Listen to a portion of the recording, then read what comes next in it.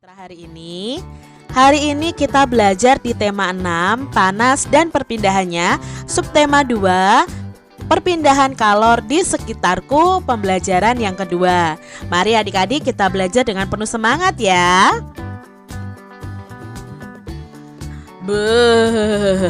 Udara di luar dingin sekali sore ini. Angin bertiup kencang sehingga Siti segera menutup pintu rumahnya. Siti kembali ke dapur untuk menemani ibunya memasak. Siti melihat ibunya menjerang air untuk membuat teh. Mari kita simak percakapan Siti dan ibunya. Ibu, mengapa air di dalam panci itu bisa mendidih jika terus dijerang di atas api kompor itu? Padahal air itu tidak terkena api kompor langsung, tanya Siti. Pertanyaan bagus, Siti. Kemarin kamu bercerita tentang perpindahan panas yang membuat panci logam itu menjadi panas jika diletakkan di atas api. Kali ini kamu penasaran dengan bagaimana air itu bisa mendidih, kata ibu. Iya Bu, kemarin aku mencoba percobaan tentang konduksi, cara mengalirkan panas yang tidak menyebabkan perpindahan zat perantaranya. Misalnya sendok logam yang terasa panas jika dimasukkan ke dalam air yang panas. Baiklah, ibu mengerti. Kamu pasti masih sangat penasaran. Bagaimana kalau kita diskusikan dengan ayah? Sekalian kamu bawakan teh hangat yang kamu buat itu untuk beliau, kata ibu. Ide yang bagus ibu, jawab Siti. Nah di sini Siti penasaran adik-adik, mengapa air di dalam panci itu bisa mendidih, padahal air itu tidak berkenaan langsung dengan api. Nah di sini akan kita pelajari bersama-sama. Perpindahan panas atau kalor secara konveksi.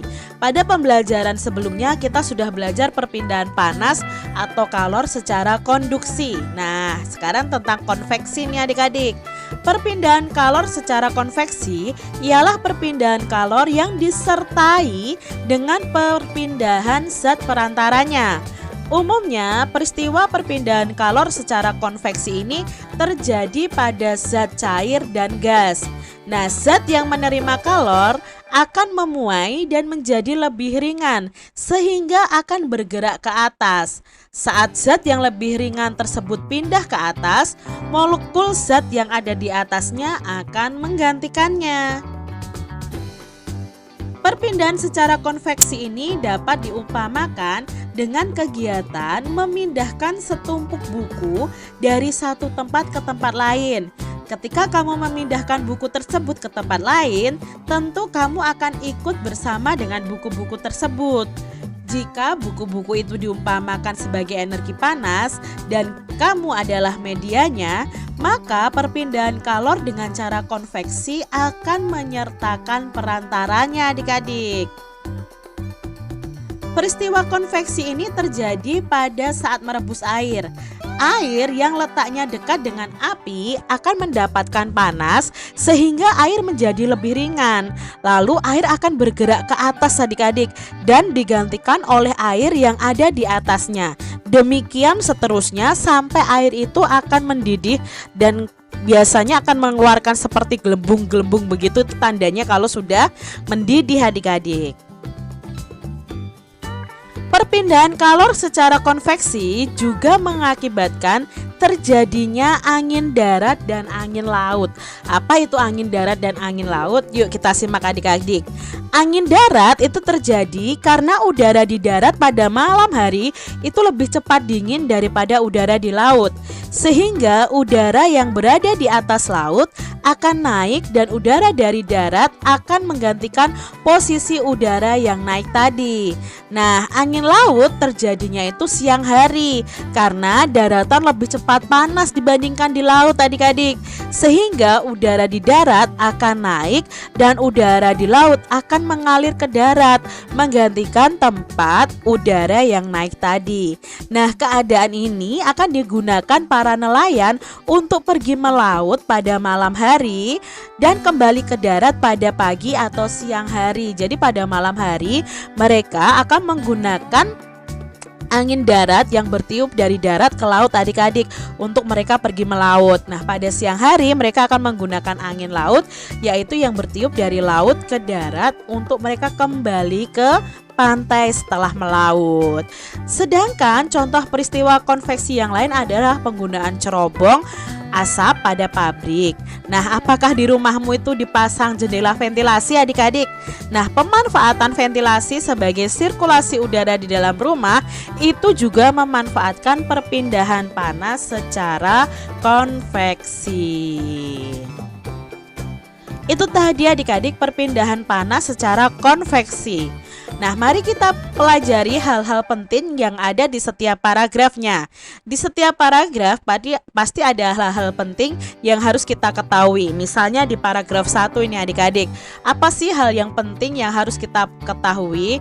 Nah, yang perlu kita ketahui adalah yang pertama, perpindahan kalor secara konveksi adalah perpindahan kalor yang disertai dengan perpindahan zat perantaranya. Lalu hal penting yang kedua, peristiwa konveksi ini terjadi pada zat cair dan gas. Yang ketiga, hal pentingnya adalah zat yang menerima kalor akan memuai dan menjadi lebih ringan. Itu hal-hal penting yang ada di paragraf pertama. Lalu hal penting yang ada di paragraf kedua adalah yang pertama, perpindahan secara konveksi itu diumpamakan kegiatan memindahkan setumpuk buku. Nah, ketika kita memindahkan buku, kamu akan ikut bersama dengan buku-buku tersebut akan pindah juga.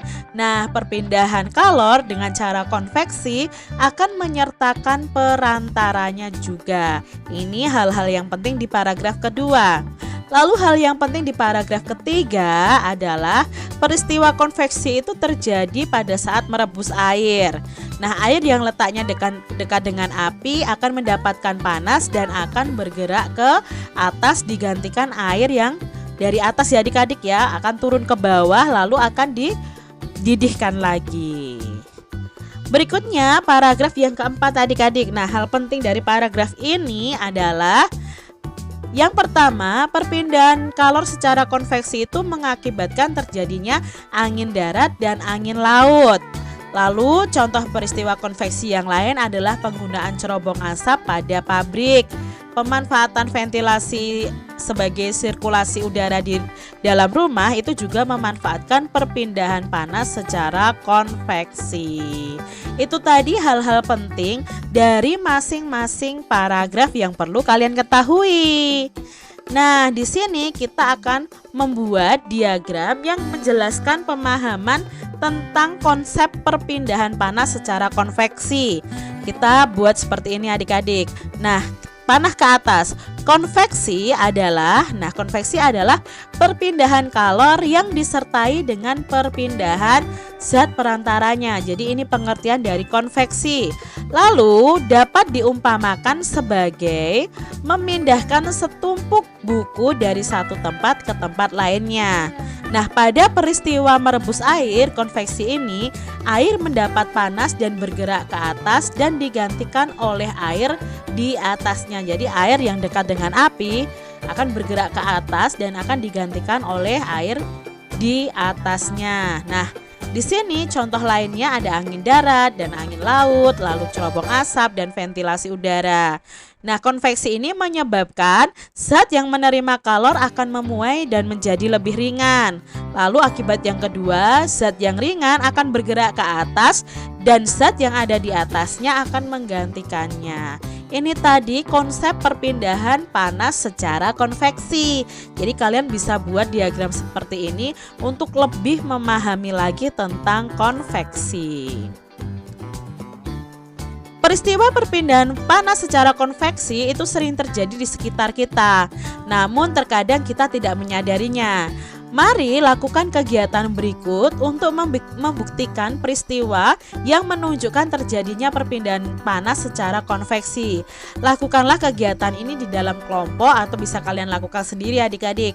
Pastikan setiap anggota kalau kalian berkelompok ya mengetahui tugas dan tanggung jawabnya masing-masing. Di sini menyelidiki perpindahan panas secara konveksi.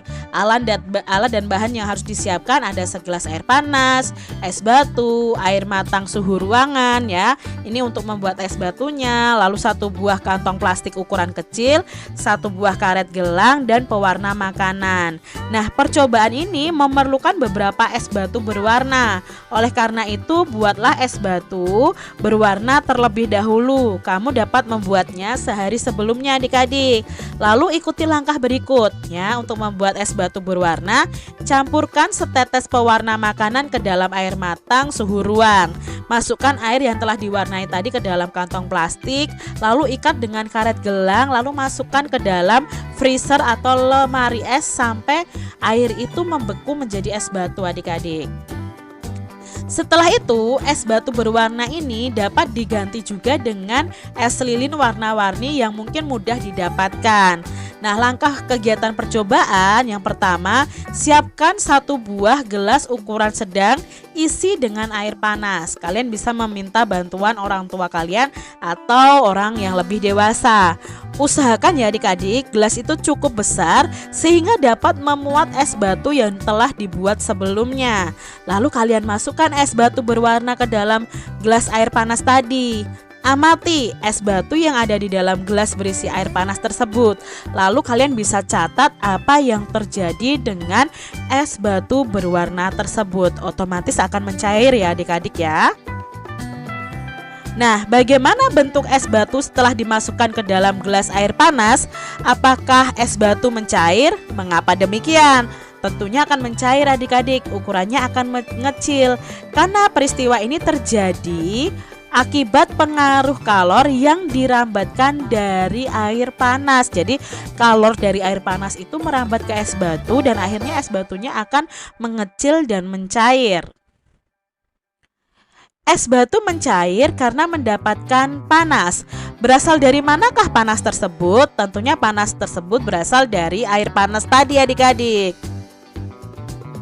Apakah zat perantara pada percobaan ini? Nah, zat perantaranya pada percobaan ini adalah air panasnya tadi. Sehingga air panas itu membuat es batu tadi mencair. Termasuk peristiwa apakah perpindahan panas pada percobaan ini? Mengapa demikian? Nah, ini perpindahan panas secara konveksi karena kalor itu berpindah disertai dengan perpindahan zat perantaranya sehingga membuat es batu itu akan semakin kecil, semakin habis. Sebutkan 3 macam perpindahan panas secara konveksi yang terjadi di sekitar kita. Nah, contohnya ada merebus air, terjadinya angin darat, angin laut, cerobong asap ya, air yang mendidih, itu terjadi perpindahan panas secara konveksi. Nah, di sini ada percakapan nih adik-adik. Menarik sekali kegiatan percobaan tadi ya. Apakah kamu melihat sesuatu yang menarik dari percobaan tadi, Dayu? Tanya Siti. Tentu saja Siti, saya melihat ada pola aliran panas yang terlihat pada es batu berwarna tersebut. Bentuknya bagus, meliuk seperti penari, kata Dayu. Wah, kamu pandai membuat persamaan, Dayu. Apakah sekarang saatnya kamu berlatih menari, Dayu? Bolehkah aku ikut bersamamu? Saya ingin mengamati beberapa gerakan tari daerahmu, kata Siti. Nah, di sini Dayu akan menari adik-adik. Sebagaimana kalian ketahui, negara kita memiliki berbagai bentuk seni daerah yang diturunkan dari sejak dahulu kala. Salah satu bentuk seni itu adalah seni tari. Dalam seni tari itu melibatkan penari dan pemain musik. Para penari menyampaikan pesan melalui gerakan yang ditujukan kepada penontonnya. Nah, pada saat menari, para penari itu akan membentuk suatu formasi menari adik-adik. Apa itu formasi menari? Nah, formasi menari itu bisa disebut juga dengan pola lantai penari. Pola lantai penari supaya tarian yang ditarikan itu tidak terlihat monoton ya atau membosankan. Maka diperlukan formasi atau pola lantai yang berubah-ubah adik-adik. Nah, yuk kita baca pola lantai dalam seni tari. Nah, pernahkah kamu memperhatikan sebuah pertunjukan tari? Atau mungkin kamu pernah ikut latihan menari di sanggar atau di sekolah? Pada beberapa tarian, terutama tari kelompok, para penari itu membentuk posisi tertentu dalam tarian. Ada sebuah tari yang jika diamati, posisi penari itu membuat bentuk atau formasi tertentu. Bentuk atau formasi tertentu yang dibuat penari dalam sebuah tari itu dinamakan pola lantai adik-adik. Pola lantai merupakan garis yang dilalui penari pada saat melakukan gerakan tari. Pola lantai ini dilakukan baik oleh penari tunggal, berpasangan, atau penari berkelompok. Dalam tarian terdapat dua pola garis dasar pada lantai, yaitu garis lurus dan garis lengkung. Nah, pola garis lurus itu terdiri dari lantai horizontal, pola lantai horizontal, pola lantai vertikal, dan diagonal adik-adik. Nah, pengembangan pola lantai lurus ini dapat berupa pola lantai zigzag, segitiga, segi 4, dan segi 5. Kalian bisa perhatikan gambar ini. Ini adalah pola lantai garis horizontal, vertikal, diagonal, dan garis lengkung. Lalu selain garis lurus terdapat juga pola garis lengkung. Pola ini pun dapat dikembangkan menjadi berbagai pola lantai ya. Pola lantai di antara lain berupa lingkaran, berupa angka 8, garis lengkung ke depan, dan garis lengkung ke belakang. Kalian bisa lihat gambar B. Berikut adalah dua jenis tari daerah yang memiliki pola lantai yang berbeda. Tari pertama adalah tari Jaran Kepang yang berasal dari Yogyakarta. Tari Jaran Kepang ini mempunyai pola lantai gabungan antara pola lantai lurus dan lengkung yang sederhana. Pola lantai yang digunakan pada tari ini antara lain pola melingkar, garis lurus ke depan, dan garis horizontal. Pola lantai pada tari Jaran Kepang tidak memiliki makna tertentu. Pola lantai dibuat untuk formasi penari. Berbeda dengan tari Bedoyo Semang yang juga berasal dari Yogyakarta. Tari klasik ini mempunyai pola lantai yang sudah tertentu ya, sudah ditentukan dan mempunyai makna tertentu adik-adik. Pola lantai yang digunakan pada tari ini memiliki nama tertentu seperti gawang jejer wayang, gawang 3-3, gawang perang, dan gawang kalajengking. Nah, itu tadi informasi mengenai pola-pola lantai pada tarian. Diambil dari Seni Budaya dan Keterampilan SD kelas 6 Pusbuk tahun 2010 karya Ari Subekti. Adik-adik, kita akan belajar bersama-sama pola lantai dari tari-tari daerah berikut ini. Yang pertama adalah tari Saman dari Aceh. Nah, pola lantai yang biasa digunakan adalah pola lantai garis lurus atau horizontal. Jika digambarkan akan seperti ini adik-adik, posisi penarinya yang ada di lingkaran ini.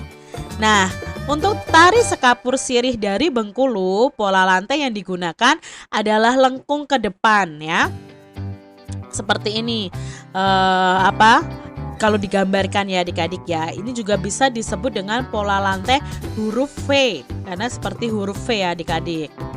Berikutnya ada tari pendet dari Bali. Nah, tari pendet dari Bali ini menggunakan juga garis lengkung ke depan, bisa juga dengan garis lurus. Lalu tari piring dari Sumatera Barat ini menggunakan garis lurus segi 4 karena membentuk segi 4 ya adik-adik ya. Nah, kalau digambarkan seperti ini. Itu tadi adik-adik pembelajaran kita di tema 6 subtema 2 pembelajaran yang kedua. Semoga video pembelajaran ini bermanfaat untuk adik-adik semuanya. Dan sampai jumpa lagi di video pembelajaran Kak Citra selanjutnya. Tuhan memberkati.